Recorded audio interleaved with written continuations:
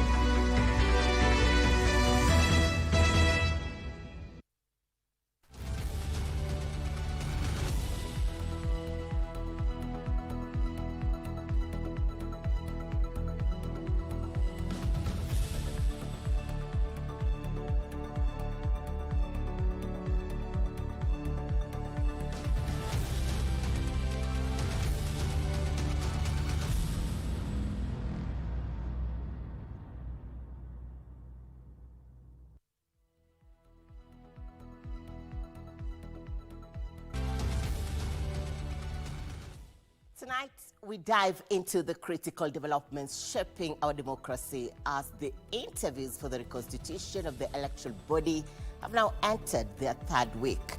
We will also take a look at a botched kettle theft incident that unfolded in Bondo. And in our cabinet spotlight, we exclusively feature Soita Shitanda. This and much more coming up, but first, the highlights.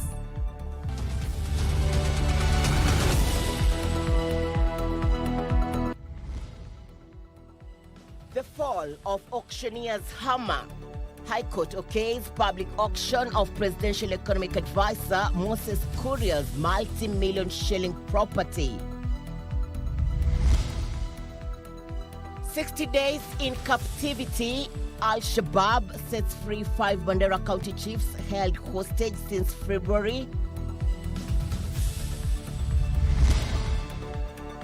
A new lease of life. Former Health CS Susan Akumicha inches closer to an ambassadorial appointment following her Monday vetting by Parliament.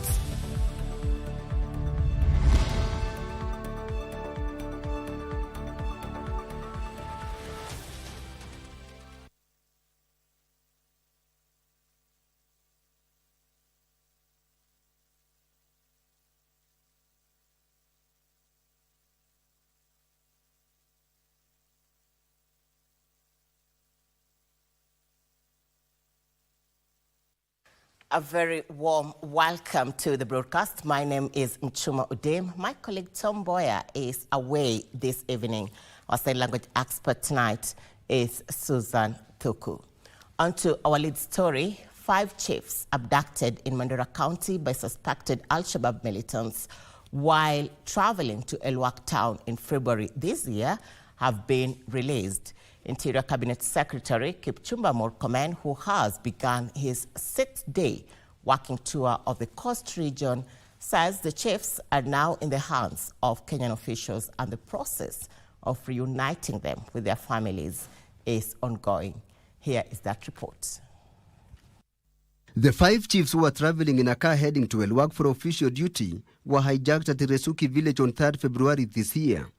The chiefs were going to meet and prepare for a planned visit by President William Ruto to the region that very week. A multi-agency team was put together to rescue them. Around 2 months later, Interior Cabinet Secretary Kipchumba Murkomen says the chiefs have been released and are now in the hands of Kenyan officials, and they'll be arriving home soon.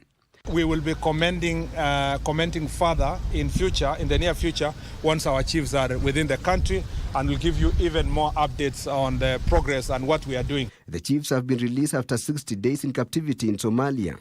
The chiefs are Mohammed Adawa, Mohammed Hassan, and Assistant Chief Ibrahim Gabo. Others are Senior Chief Abdi Hassan Surau and Mohammed Nur Hache. The Cabinet Secretary attributed the breakthrough to collaborative efforts between the national and county governments with the support of the local community. This is very good news based on collaborative efforts, as I announced before, that as a government we decided to work together with the community and to work with the county government of Mandera and the local community, and this process has borne fruit. He commended the officers for making huge sacrifices to secure the country. The men and women who have gone out there working in the field, especially along our borders, are doing a fantastic job to protect the rest of us. We don't speak about this every day, but it just needs to be known by all Kenyans that we are safe because our police officers, our NPR, our chiefs, our assistant chiefs, and many citizens in the community who are cooperating with the security sector are helping us to keep our country safe. Tilio Marco for Prime Edition. On to another story we highlighted for you at the beginning of this broadcast. Health Cabinet Secretary Aden Duale has vowed to restore public trust, transparency and accountability in the healthcare financing in Kenya. The CS said that hospitals owed claims of above 10 million shillings by the defunct National Health Insurance Fund will only be paid after a thorough scrutiny by the National Health Insurance Fund pending Medical Claims Verification Committee. According to records from the Ministry of Health, the defunct NHIF owes healthcare providers approximately 33 billion shillings. Here is that report. Monday morning at Afya House, Nairobi. The first assignment on Health Cabinet Secretary Aden Duale's desk was to inaugurate the National Health Insurance Fund pending Medical Claims Verification Committee that was gazetted on the 28th of March 2025. The committee, under the chairmanship of James Mosiro and his deputy Dr. Anne Wamae, will comprise of 11 members. The committee is expected to scrutinize the hospital claims above 10 million shillings by the defunct National Health Insurance Fund NHIF and complete the process within 90 days, after which a payment plan will be agreed upon. And I said 3 months, not 6 months, not 3 months and 1 day, I said 3 months. It will also verify the authenticity of all pending medical claims, identify and recommend actions on any fraudulent, false or exaggerated claims, make recommendations on necessary action for disposal or settlement of identified pending claims, propose reforms or measures that will ensure or prevent the recurrence of unverified or accumulated claims in the future. We have taken this step to restore public trust, accountability and transparency in the financing of the healthcare system in Kenya. This committee has been established to provide an independent, thorough, and transparent review of the medical claims submitted to the defunct NHIF. The committee will be required to pay keen attention to some facilities that reportedly offered services without valid contracts or outside the scope of their contracts. Other areas include facilities that offered services beyond the hospital level, doctors claiming against services outside their areas of specialization, exaggerated invoices, manipulation of member records and their dependents, unsupported surgeries, unwarranted admissions or prolonged stays in hospitals, reported claims by non-existent facilities, duplicated claims, among others. I would therefore like to urge and challenge the committee to thoroughly scrutinize the outstanding claims and only recommend genuine claims for payment. The task before us is sensitive. The public is looking at us, and stakeholders must have trust in what we are going to do. And therefore, there is high need of being objective. The claims to be reviewed were made between the 1st of July 2022 and 30th of September 2024. Nancy Okware, Prime Edition.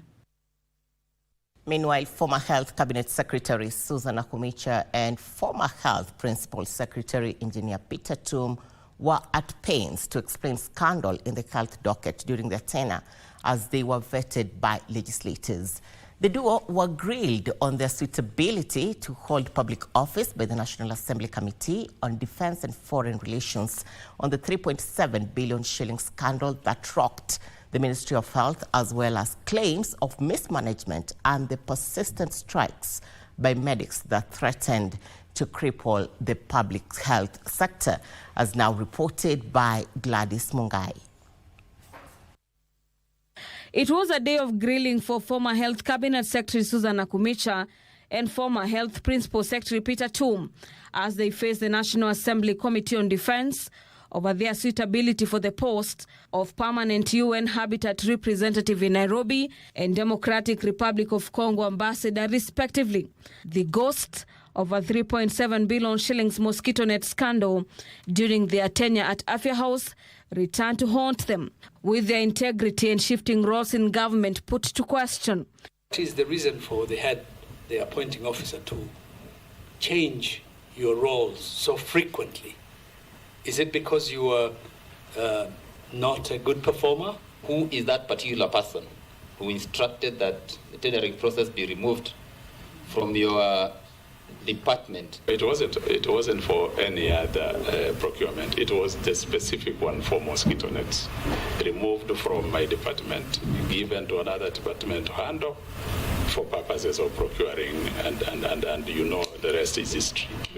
The members of parliament questioned the PS grasp of the historical roots of conflict in DRC. Lawmakers also demanded answers on the National Health Insurance Fund scandal, questioning why they did not prosecute any officials linked to the scam. Your name was linked to mosquito nets scandal involving 3.7 billion. And which attracted national and international scrutiny. Issue of procurement. It wasn't the PS for medical services. It was a PS for the other department then that had been created under the same ministry. And did I have oversight on that? The answer is no. Meanwhile, former Health CS Susan Nakumicha was also cornered over the claims that former Deputy President Rigathi Gachagua may have had a hand in the health-related procurement scandals, an allegation she neither confirmed or denied. At the point while I was serving chair, and with the information that I was given, his involvement was not there. I got to learn of his involvement when the House was going through the impeachment process. Meanwhile, former Senator Judith Pareno was grilled by the National Assembly Legal Affairs Committee on her suitability to hold office as a Principal Secretary in the State Department for Justice and Legal Affairs. Garnered over the years, I have shown that I've earned the public trust to run institutions for this public and to be able to perform. Former East African Community PS Abdi Dubat on his part pledged to improve bilateral relations between Kenya and Tanzania. I'm going to lead the team very well. I'm going to institute reforms that will make sure that the consulate basically is pronounced in terms of the job that it does to uphold the public image of the Republic of Kenya, to stamp the authority of Kenya as an anchor state in the EAC. Former Nyeri Deputy Governor Caroline Karugu, PS nominee for State Department for East African Community Affairs, also defended her suitability to hold office. For Prime Edition, I'm Gladys Mungai. A suspected cattle thief has been arrested while 3 others escaped following a botched cattle theft incident in Bondo, Siaya County. According to residents of Usire sublocation, a lorry suspected to be ferrying 7 herds of cattle that had allegedly been stolen within Usire village was discovered after it got stuck in the mud at Useno area. The driver of the lorry was rescued by officers from Maranda Police Post from residents who were baying for his blood. Irate residents set ablaze the lorry. They have blamed police for allegedly failing to stem increased incidences of cattle theft in the region.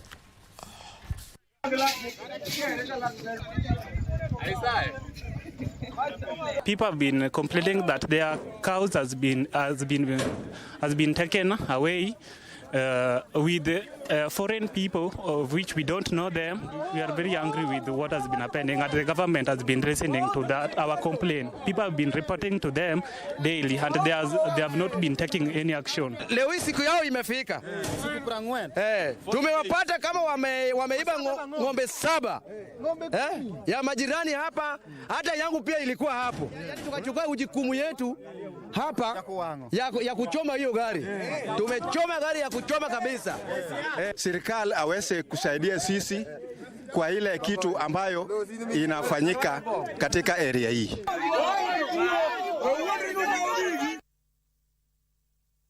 Onto electoral matters, the interviews for the reconstitution of IEBC entered their 3rd week today, with 7 more candidates facing the Nelson Makanda-led selection panel.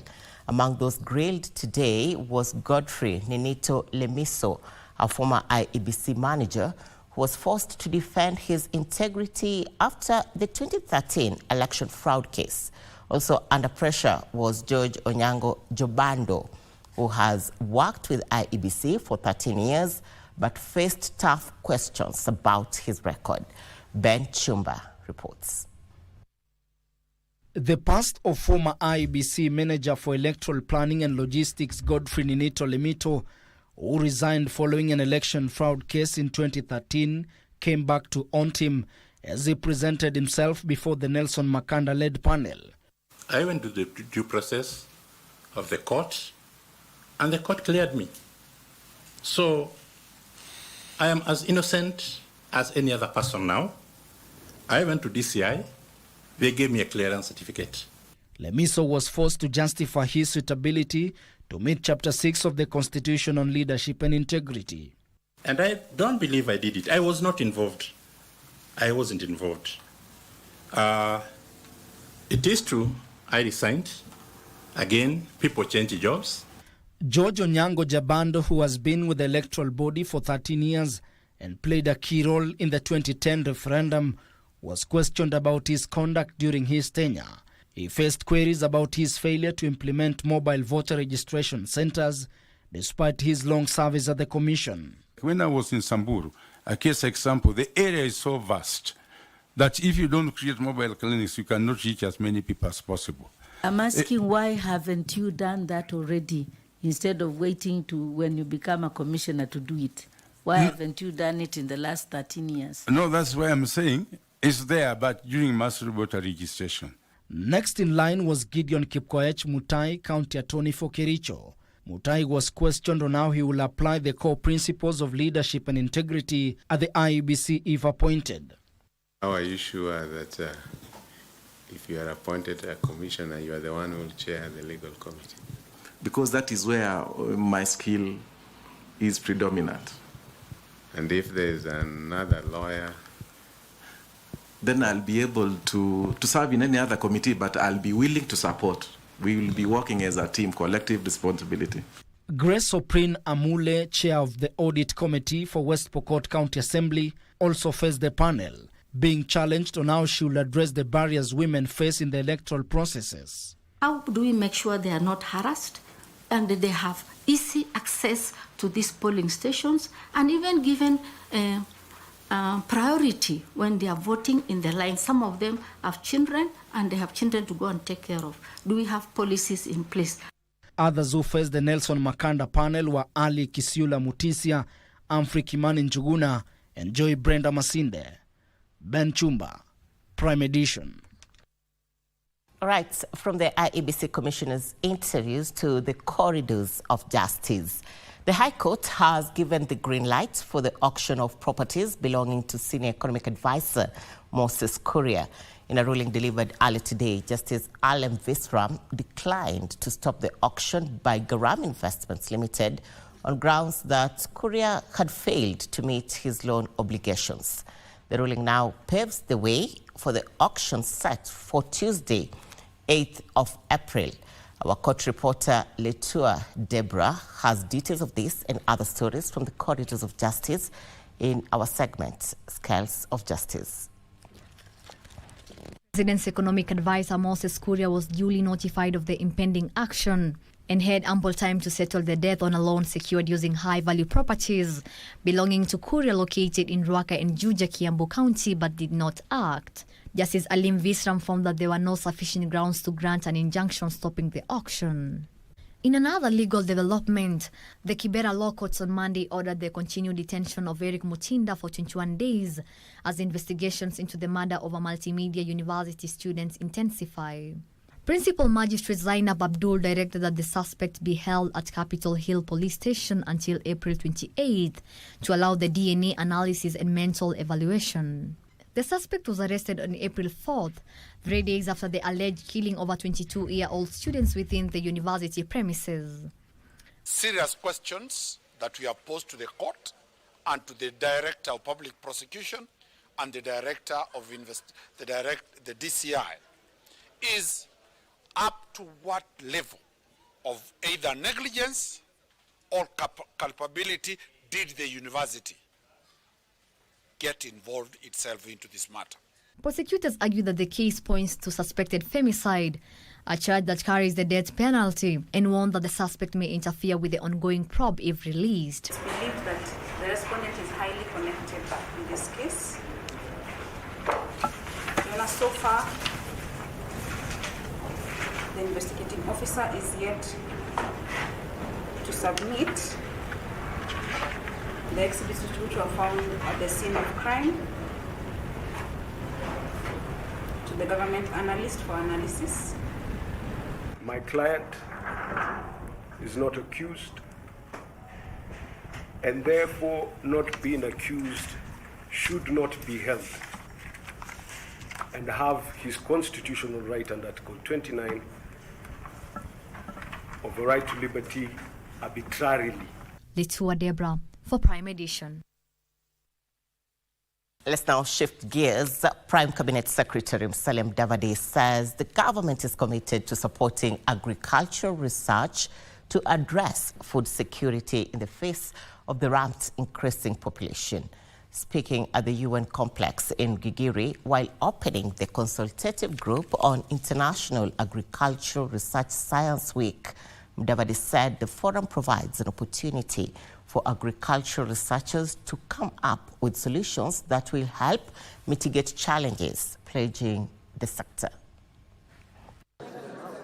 It is during a meeting of the Consultative Group on International Agricultural Research Science Week at UN Gigiri that players in the agricultural sector noted that Kenya's agricultural research system needs to be dynamic, innovative and well-coordinated while focusing on demand-driven research and technology development to improve food security, increase agricultural productivity and promote sustainable practices. Prime Cabinet Secretary Musalia Mudavadi, who opened the meeting, challenged the sector players to focus on climate-smart agriculture, considering the food security challenges within the country. The theme of this year's assembly is timely, considering the unprecedented environmental and food security challenges that the world faces today. The only way forward is through science-driven solutions and multi-stakeholder partnerships. He noted that Kenya is committed to supporting agricultural research for the country to achieve sustainable agriculture and resilient food systems. Kenya is fully committed to supporting agricultural research and innovation. It is a call to action for governments, researchers, private sector players, and development partners to chart a new path for sustainable agriculture and resilient food systems. To each one of you gathered here today, from across continents, institutions, and disciplines, all united by a shared vision for transforming food systems and building a climate-resilient, food and nutrition-secure future. The International Crops Research Institute for the Semi-Arid Tropics Director General Dr. Himanshu Patak noted that research is needed to develop climate-resilient crops and sustainable farming practices that can withstand the impacts of climate change. So the drylands which are already poor yielder are now facing more and more complex challenges of climate change, water scarcity, soil degradation, and of course, several interrelated issues. In ICRISAT, we work on how to improve the productivity of drylands. Players in the sector further noted that developing high-yielding, disease- and pest-resistant and drought-tolerant crop varieties is crucial to meet the food demand for the growing population. With the Kenyan government committing to support agricultural research, perhaps this move will help to transform the sector. For KBC Channel 1, I am Teresa Mutai. And on that note of the Science Week, we are taking our first commercial break. When we return, we'll be giving you more details with the Clarity in the South. Stay with us.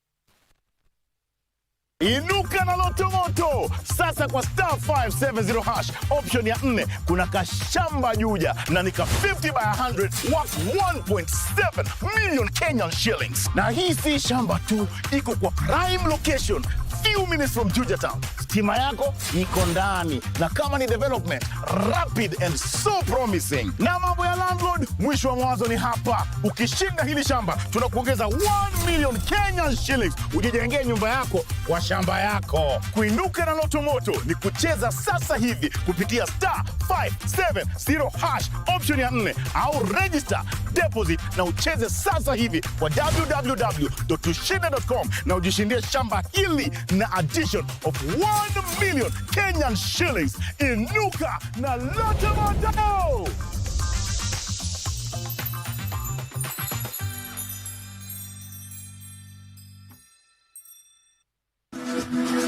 Got the fear of missing out? Want to keep up with all the latest entertainment news and latest celebrity gossip? From the latest rumors to popping events to the newest fashion trends, here is where you get all the tea or juice when it comes to entertainment, and you get it served on time.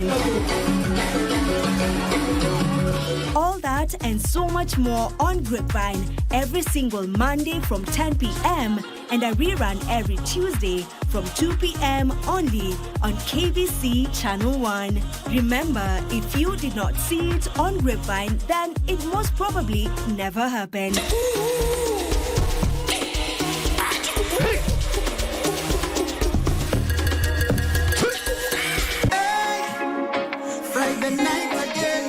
Greetings in the name of the Most High Jah Rastafari. My good name is Marley Moses, the positive warrior, alongside... Yes, sir, DJ D-Rage, the baddest. Each and every Wednesday from 10 p.m. on KBC Channel 1 TV.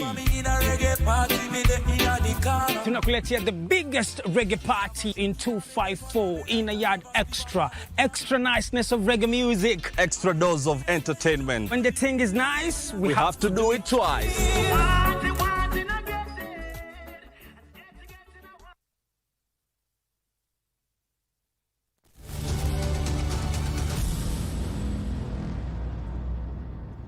Welcome back to Prime Edition. Talk to us on our social media platforms at KBC Channel 1 on X, Facebook, and YouTube. Now, on to one of our favorite segments, the Cabinet. In 2005, President Mwai Kibaki reorganized his government after some of his ministers betrayed him and voted against his wish in a hotly contested constitutional referendum. It was then that Malava MP Soita Shitanda made his entry into the cabinet as the Minister for Housing. He is our focus tonight on the cabinet.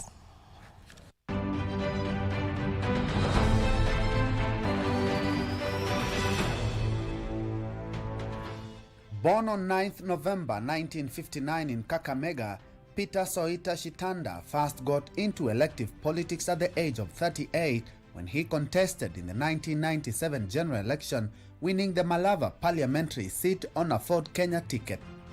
He trounced the then Minister for Health Joshua Angatia. From 2002 to 2004, Shitanda served as an assistant minister in the office of the president.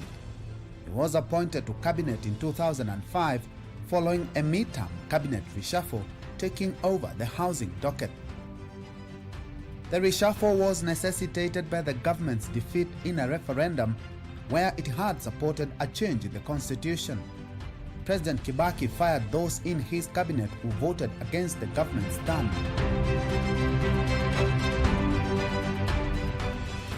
As the Minister for Housing, Chitanda spearheaded efforts to address chronic housing shortage among civil servants and across the country's urban population.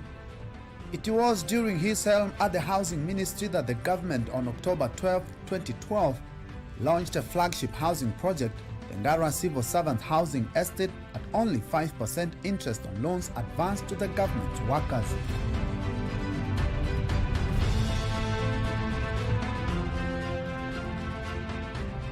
Chitanda's reign as a minister wasn't without blemish. In 2005, Chitanda staged a walkout of government together with 4 other Ford Kenya assistant ministers, Noah Wekesa, Moses Wetangula, David Were, and Joseph Munyes. In 2012, he was implicated in corruption and impropriety of a fraudulent allocation of houses in government projects.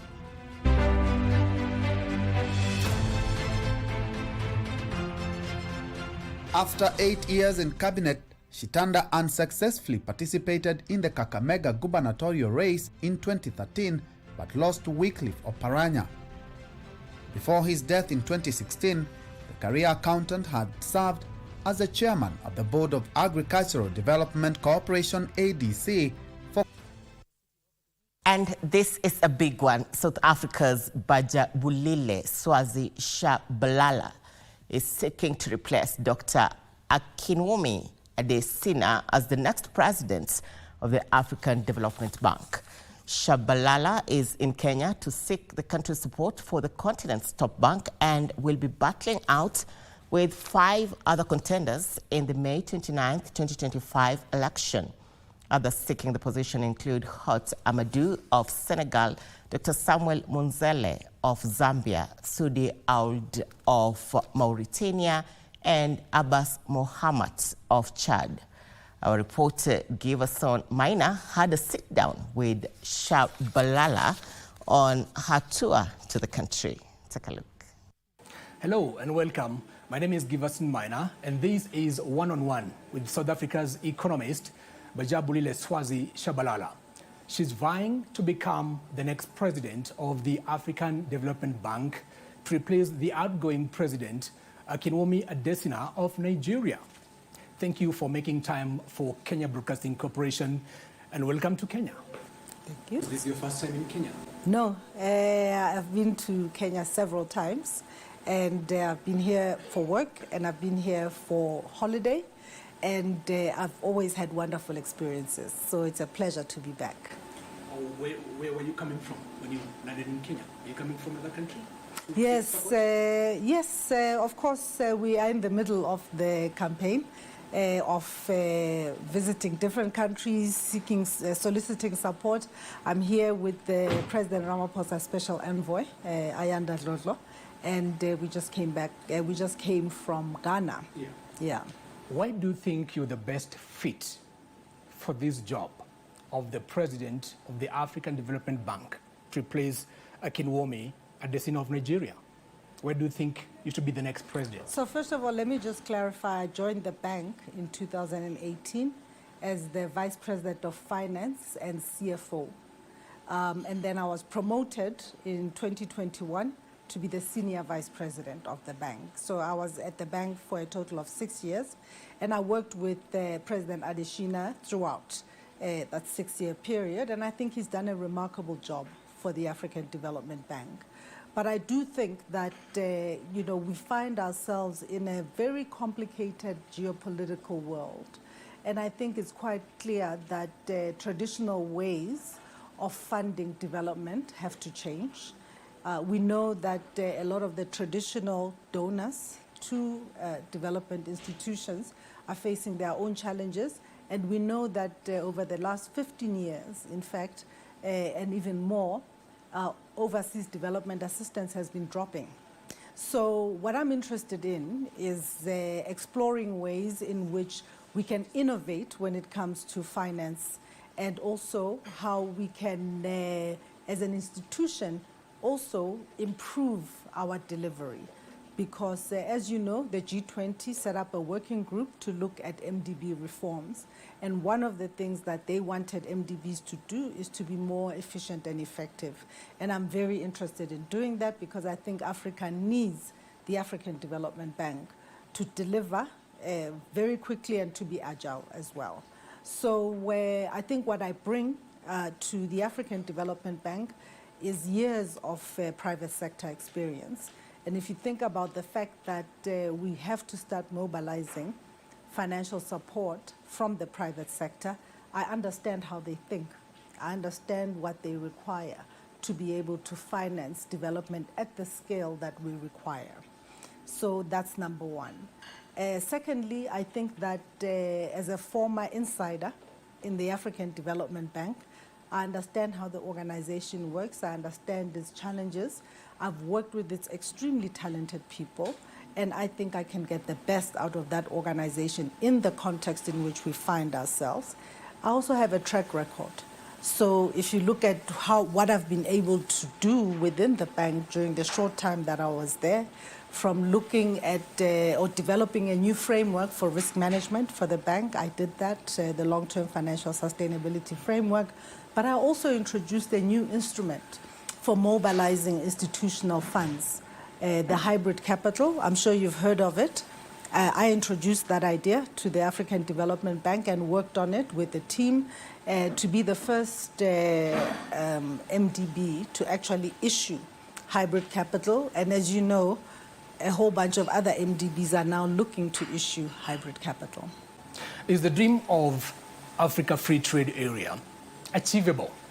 We have the goods, we have the raw materials in the continent, we have the market within, but the movement of goods and services, and even the people from one country to another, seems to be quite difficult because of various restrictions and the self-imposed tariffs within the various countries in the continent. Well, I think it's absolutely imperative that we do. Let me put it that way. I don't think that we have the option of failing when it comes to the Africa Continental Free Trade Area. So we have to think about what it will take. The free movement of people, I think it's an absolute necessity. You need people to be able to get around, to be able to trade. But in addition to that, okay, in order to actually have movement of goods from one place to the other, because we can't always, goods cannot be flown, all of the time. You need rail, you need road. So again, that infrastructure gap needs to be addressed. We also need technology. We need the ability to be connected, to have every African everywhere being connected to the internet so that we can communicate with each other, so that we can create financial products that facilitate cross-border payments, for instance. So I don't want to reduce the whole operationalization of the Africa Continental Free Trade Area to merely saying that we need to have visa-free travel. Yes, it's an important component of it, but there are many other equally important components on it. And I do believe that we can operationalize the African Continental Free Trade Area. There's a lot of work being done in this regard, but I do think that what we should focus on as well is the steps that countries must take to facilitate trade. I'll give you an example. If I produce a product in South Africa that meets certain standards for consumer standards, as an example, but I try and sell it to Kenya, and Kenya has different consumer standards, you can understand that's what's called a non-tariff barrier. Okay. So one of the things that Africa does have to do is to look at those sorts of things to see to what extent can we harmonize on different products to facilitate that trade. I mean, a very good example, because it's the bane of my existence, is the fact that if you go to different countries on the continent, we have different plugs. So, I need adapters and all sorts of things when I travel through the continent, because the plugs here are different from what I have in South Africa. That's what I'm talking about, standards. Because if, for instance, you make heaters, and you make them with a certain plug in your home country, but they don't work elsewhere, so now you need different plugs. It's a simple example, but it's an example of what we mean by non-tariff barriers. So these are important, for the continent. So it's visa, but it's also standards, it's also infrastructure. All of these things will be necessary to really take advantage of the largest free trade area in the world. Which challenges do you think the AFDB is currently facing that you think you are the only person who you could fix them if you become the president of the AFDB? The African Development Bank has a mandate, and that mandate is very clear. It's reflected in the ambitions of Agenda 2063. It's reflected in the strategy, the 10-year strategy of the African Development Bank. However, I think that some of these issues that you're talking about, I was talking to some of my colleagues about the fact that if you look at education, for instance, there's still many children all over the continent who don't have access to education. But imagine if we could connect every single African to the internet. All of a sudden, you have the ability to deliver education to children even in the remotest areas, even where you haven't been able to build, schools, bricks and mortar schools, but at least you have, a computer or a tablet or a phone where a child can learn. So what technology affords us is the ability to leapfrog. It also affords us to leapfrog when it comes to how we approach healthcare, to be able to ensure that we can deliver healthcare to as many Africans as possible, on the continent. So again, it comes back to that infrastructure. If you don't have the digital infrastructure, if you don't have electricity, this is a big project that has already started between the African Development Bank and the World Bank to connect 300 million Africans to electricity. This is Mission 300, the Mission 300 project. There are 600 million Africans without access to electricity. How can you have improved health outcomes? How can you have improved education outcomes if you don't have that basic infrastructure available to every single African? So I think in terms of the priority, my view is that the African Development Bank needs to really focus on making sure that we address those infrastructure gaps and we are able to mobilize funding to fund those infrastructure gaps. Since its inception, the African Development Bank has financed over 167 projects in Kenya to a tune of $7.8 billion. To tackle youth employment, the AFDB boss, the current president, Akidwomi Adesina, was in Kenya 2 weeks ago, and he promised to pump $309 million to tackle youth unemployment in Kenya. Now, what assurances do we have as a country that this program is going to continue under your leadership? So, the African Development Bank is an institution like any other. So where anybody in that institution understands that when an institution makes commitments, those commitments have to be respected unless they were made outside of the mandate.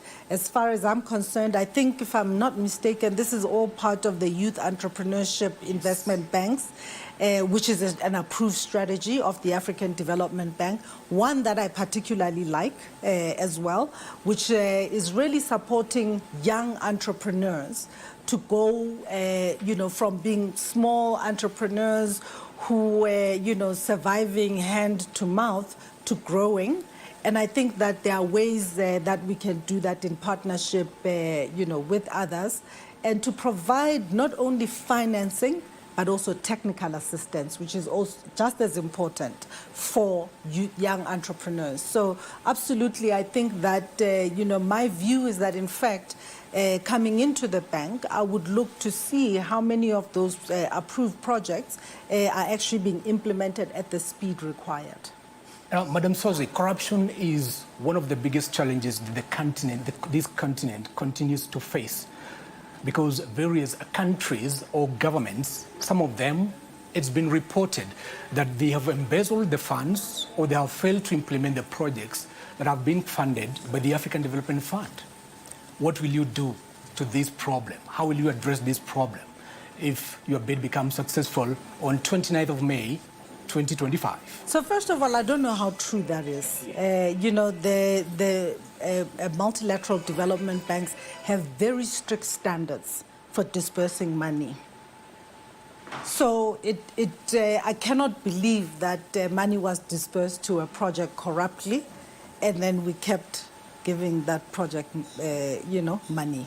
It wouldn't happen in our system with the independent evaluation system that we have in place. So we have independent evaluators that come, review every project that is undertaken and report publicly, by the way, to everyone.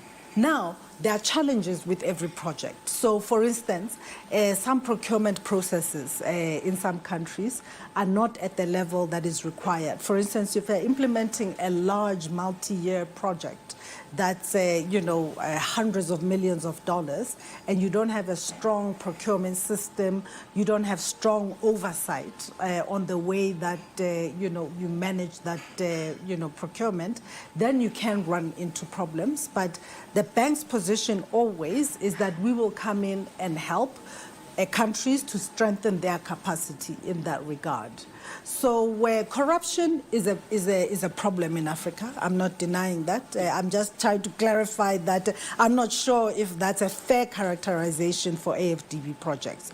So on the rest of just corruption in general, of course it's a problem. Of course it's a tax. I mean, that's the way you need to look at corruption. It's a tax on citizens. And to the extent, that we can, we should eliminate it.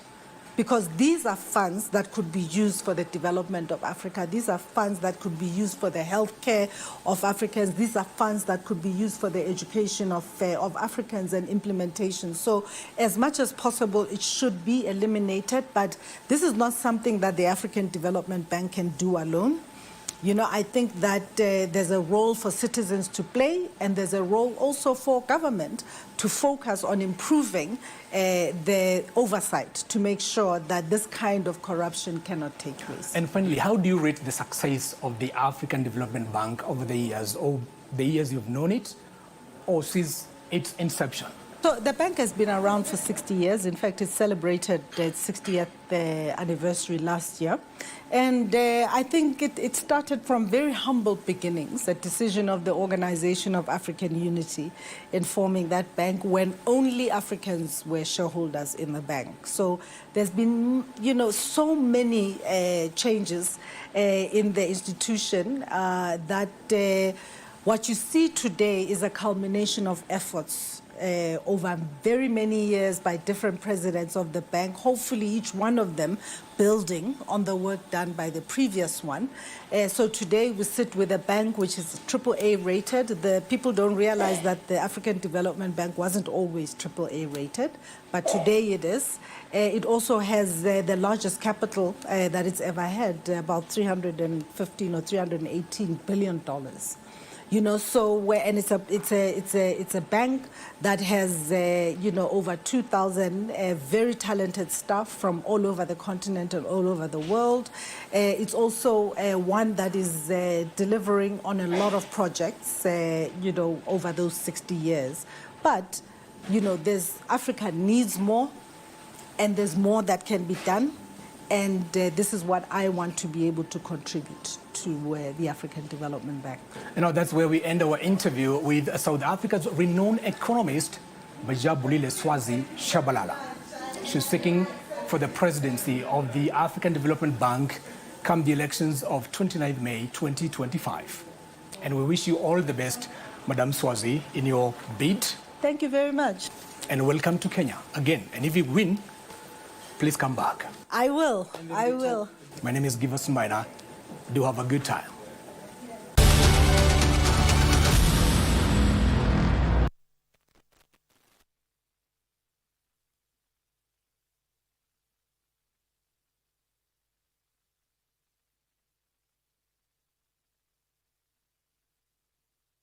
Jet A1, cheza aviator bila data bila credo.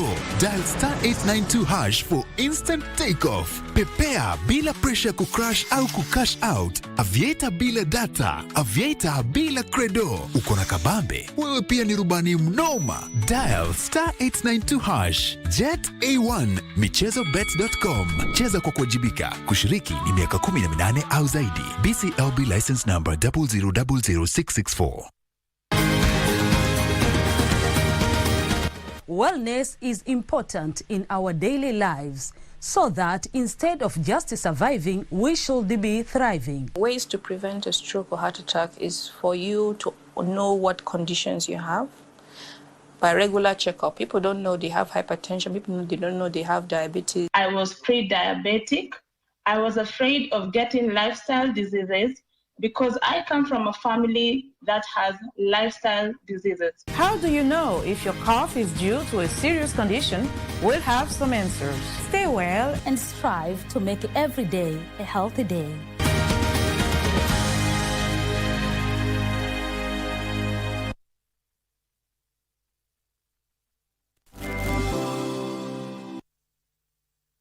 I trust that you're having a lovely evening. We change gears now to business news. My name is Wairi Mujenga. African countries should reduce their reliance on foreign funding for critical ICT and digital infrastructure projects. According to Cabinet Secretary for Information, Communication and the Digital Economy, William Kabogo, Africa has the capacity to meet its own technological and economical needs through homegrown solutions and innovation.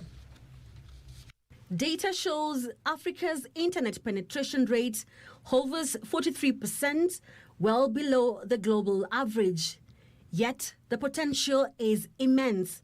The International Finance Corporation projects that digital transformation could add up to $180 billion to Africa's GDP by 2025.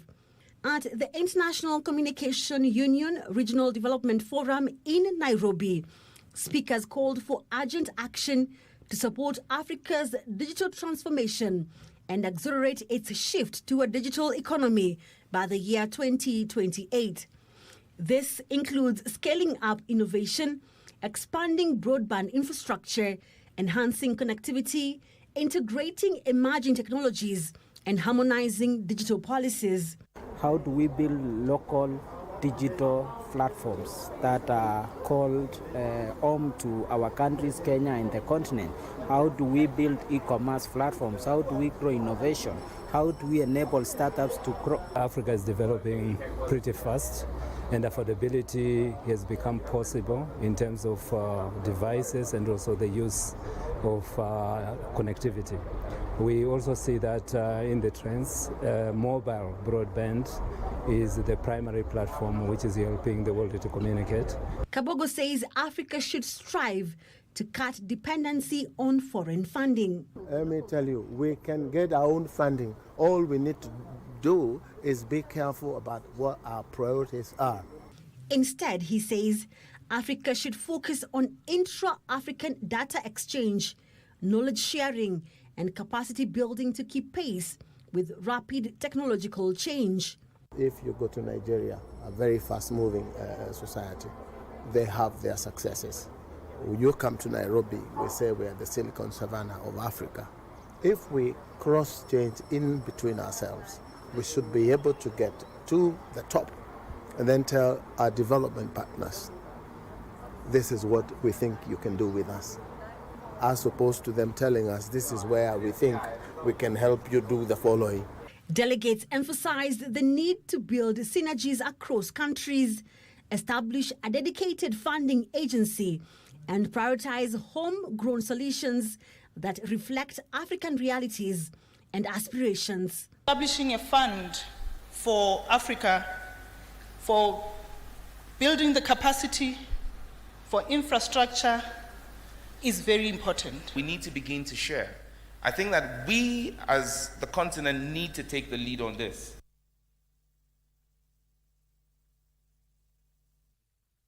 Agro-processors should take advantage of the reciprocal tariffs on a number of countries by the U.S. and increase exports to America. Kenya National Chamber of Commerce and Industry says the tariff increase to 10% imposed on Kenyan products is significantly lower than the rates Kenya's major competitors in the U.S. textile market face. Is among 185 countries that were slapped with tariff increase ranging from 10 to 50% by the U.S. government. Trade between Kenya and the U.S. is estimated to reach 177 billion shillings, with Kenya exporting 64.3 billion shillings worth of goods, while buying products worth 112.8 billion shillings. Textiles, apparel, and coffee account for over 40% of Kenya's export to the U.S. market. The Kenya National Chamber of Commerce and Industry says the move by the U.S. government to increase tariffs on a number of nations will open up the market for more Kenyan textile and apparel products. According to the Kenya National Chamber of Commerce and Industry, the 10% tariff on Kenyan products is significantly lower than the rates facing Vietnam at 46%, Sri Lanka at 44%, Bangladesh at 37%, China at 34%, Pakistan at 29%, and India at 26%, which are Kenya's major competitors in textile manufacturing. Textile and apparel manufacturers have been encouraged to invest in facility upgrades, value addition processes, and workforce development to meet anticipated increased demand. To mitigate against the new tariffs, manufacturers have been advised to increase value addition on coffee, tea, and horticulture goods destined for the U.S. market. However, the Kenya National Chamber of Commerce and Industry admits that 10% tariff will increase cost for exporters in the short term, denying them much-needed capital for expansion. The Kenya National Chamber of Commerce and Industry warns that any additional long-term protectionism policies by the U.S. will reduce Kenya exporters' market access, urging exporters to expand their international markets. Now moving on, global markets are reeling in the wake of President Trump's latest tariff announcement.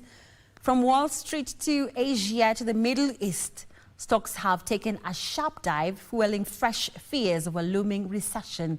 As the White House doubles down on its trade strategy, economic uncertainty is spreading fast and drawing strong reactions at home and abroad. Stumble following President Trump's tariff announcement. Japan's Nikkei dropped 6.3%, Hong Kong's Hang Seng nearly 10%, and U.S. indexes saw their worst week since 2020. Saudi Arabia's market also sank by 7%. JP Morgan now predicts a 60% chance of global recession. Trump brushed off concerns, saying, "Sometimes you have to take medicine to fix something." Top officials don't play the risks, confirming the 10% tariff stays, with higher tariffs on 60 countries. Meanwhile, according to official data, China's foreign exchange reserves have remained above $3.2 trillion for 16 consecutive months. As of the end of March, reserves stood at $3.407 trillion, an increase of $13.4 billion from the previous month. The State of Administration of Foreign Exchange attributes the steady performance to the overall stability and ongoing recovery of the Chinese economy, the impact of both existing and new policy measures, and continued progress in high-quality development. We put a cap on business news tonight. Bernard Okumu is on standby with the sports update. My name is Wairi Mujenga. We take a short commercial break. We'll be back with Bernard.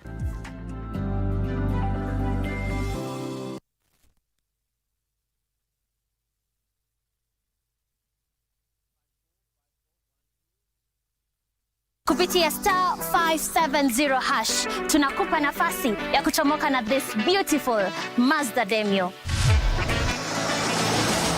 Enjoy a beautiful, clean, semi-leather interior, low mileage, fuel-efficient 1300cc engine, great for personal use and business. Ukitaka kujishindia gari hii, kucheza ni rahisi sana. Chukua simu yako, bonyeza star 570 hash, chagua option 3. And for only 35 shillings, hii gari inaweza kuwa yako. Kumbuka kucheza mara kadhaa, because the more you play, the higher chances of wewe kuwa mshindi. Mungu ni mwema, asante Mungu. Ile ndio naendesha hivi. Dial star 570 hash and make this dream car yours.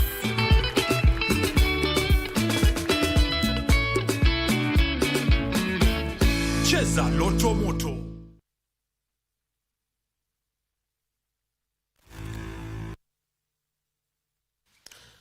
Thank you for staying with us. It is time for the latest from the world of sports with me, Bernard Okumu. And we begin with the forthcoming NOC elections, where Kenya Judo Federation President Shadrack Maluki has announced his candidature for the National Olympic Committee of Kenya NOC presidency, aiming to succeed Paul Tergat, who has served a maximum of 2 terms in office.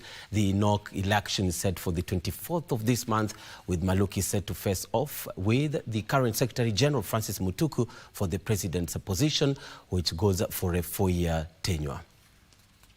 Maluki, who is the current NOC first vice president, a position he has served for a period of 8 years, said he is running for presidency on an athlete-centered NOC, leadership with integrity, inclusivity and prosperity, empowerment and innovation, and financial stability and sustainability.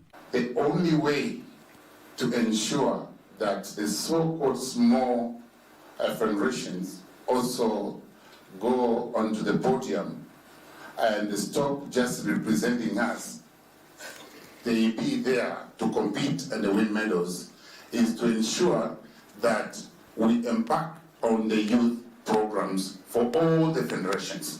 The Judo African president unveiled his candidature and his 10-member team candidates vying for several positions. Under his unveiled lineup, AK Youth Director Barnaba Koril is his proposed first vice president, and Kenya Hockey Union President Nashon Randiek as his second vice. Table tennis president Andrew Modibo will be vying for the position of the Secretary General, with the softball chair Francis Karugu gunning for Deputy SG, while Fred Chege from fencing is going for the treasurer's position, which will be deputized by Charles Mose from the Cycling Federation. I've worn the shoes of an athlete.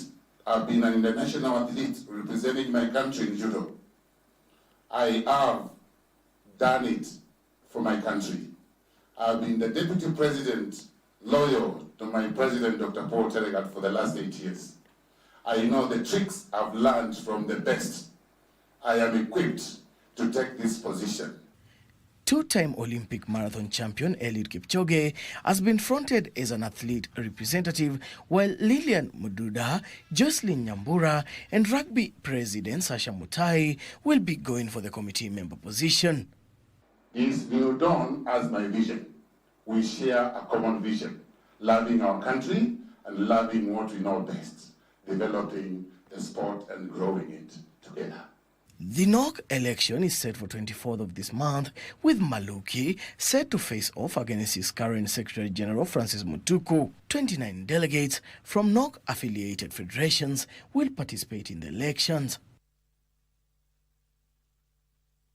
Elsewhere, the national women's under-17 soccer team, Junior Starlets, face Morocco under-17 women's soccer team in their second friendly match scheduled tonight, kicking off at 9 p.m. Of course, it is ongoing in Rabat.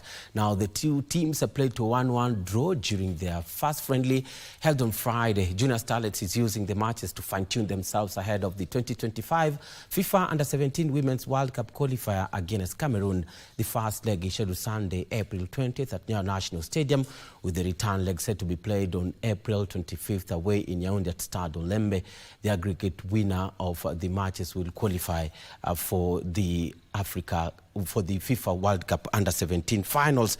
Now, the Kenya is gunning for a historic second consecutive qualification for the World Showpiece after debuting at last year's edition in Dominican Republic.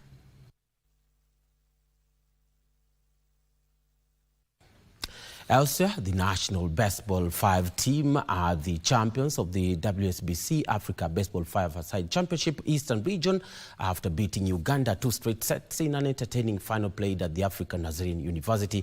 Kenya and Uganda will represent the region in the Continental Championship later this year. Kenya won all their round-robin matches against perennial rivals Uganda and Tanzania to book a date with Uganda in the finals, who won 2 matches. Kenya started on a high in the game, making 4 early runs before Uganda leveled the score in the 3rd inning. The Kenyan team proved superior enough to win the first set 9-6. This second set looked easy for Uganda, who made their first run, but Kenya pulled back their runs in the 3rd and 4th inning to win the second set 6-1. Kenya made history as the only nation in the eastern region to win the trophy unbeaten. When I see events like happening here, especially with the three countries, it is really inspiring. And sports brings people together. And this is so important for all of us to be here. For now, we know Cuba is the best, but we believe we can get to number 2. So that we are, the best. In Africa, we need to be number 1. So that we know when we go to the World Cup, we become at least number 2. Belvin Chepkemoi won the Women's Most Valuable Player of the tournament as Sindali from Tanzania was crowned the Men's Most Valuable Player. We have been working with the Kenya Institute of Curriculum Development to introduce baseball 5 in the senior school. So we are hoping that the curriculum that is in its draft form will approve this sport. Our target is also heading to the Super 6 now.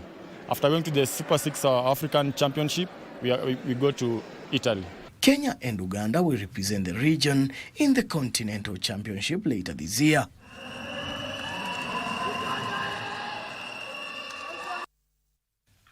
Well, and that's it from the latest from the sports this evening. Thank you so much for watching. I'm Bernardo Kumu. I hand you over to Irene Muchuma to bring this particular bulletin to a cap.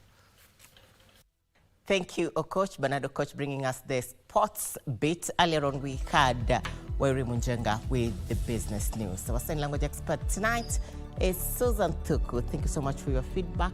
Thank you for talking to us on our social media platforms at KBC Channel 1.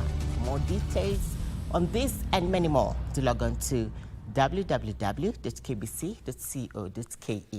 My name is Muchuma Odim. Good night.